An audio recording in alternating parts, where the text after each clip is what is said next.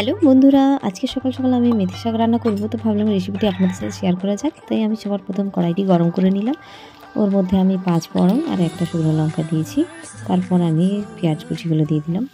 পেঁয়াজ কুচিগুলো ভাজা ভাজা হয়ে যাওয়ার পর আমি আদা রসুনের পেস্ট করেছিলাম সেটা ওটার মধ্যে দিয়ে দিলাম। ওটাকে ভালো করে কষিয়ে নেব। কষিয়ে নেওয়ার পর আমি যে আলুগুলো কেটে রেখেছিলাম সেই আলুগুলো ওটাতে দিয়ে পরে আমি একটু ভেজে নেব।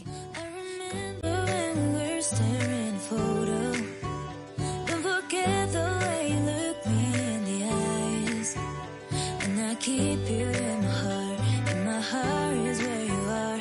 I still think of you, I want you coming back. Call me when you want, baby, I can't take it on my heart. Yeah, give me your love, yeah. Call me when you want, baby, I can't take it on my heart. Yeah, give me your love, yeah. এরপর ওটার মধ্যে আলুর মধ্যে আমি একটু হলুদ দিয়েছি আর লঙ্কা গুঁড়ো, জিরে গুঁড়ো, ধনে গুঁড়ো দিয়ে পরে আমি আলুটাকে ভালো করে কষিয়ে নিয়ে ঢাকা দিয়ে দেবো।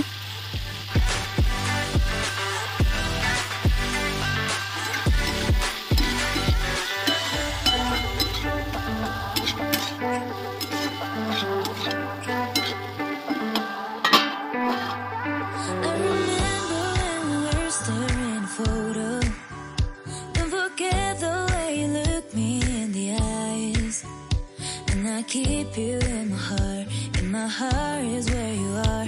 I still think. এরপর আমি আলুটাকে ভালো করে ঢাকা দিয়ে কষিয়ে নিলাম আর 5 মিনিট পর পর উঠিয়ে দেখছিলাম যে আলুটা সেদ্ধ হয়েছে কিনা। তো দেখলাম মোটামুটি আলুটা সেদ্ধ হয়ে গেছে। তো আমি একটু সামান্য জল দিয়ে পরে আমি আবার একটু ভালো করে সেদ্ধ হওয়ার জন্য ঢাকা দিয়ে রেখে দিলাম। এরপর মোটামুটি আমার আলুটা সেদ্ধ পুরোপুরি ভালো করে হয়ে গেছে। এরপর আমি ওটাকে ভালো করে মাখো করে কষিয়ে নেব।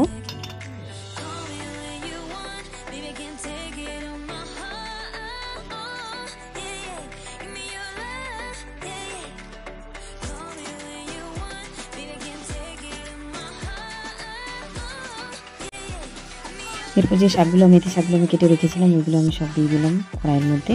ওটাকে ভালো করে নাড়াচাড়া করে আমি ঢাকা দিয়ে রেখে দেবো।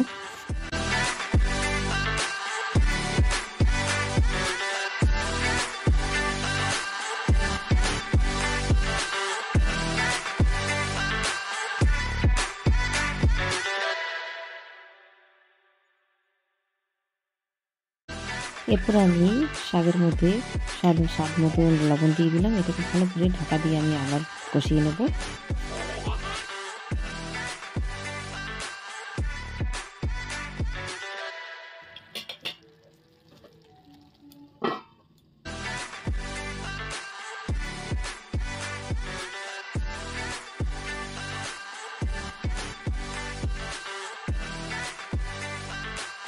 ফাইনালি আমার তরকারি রেডি।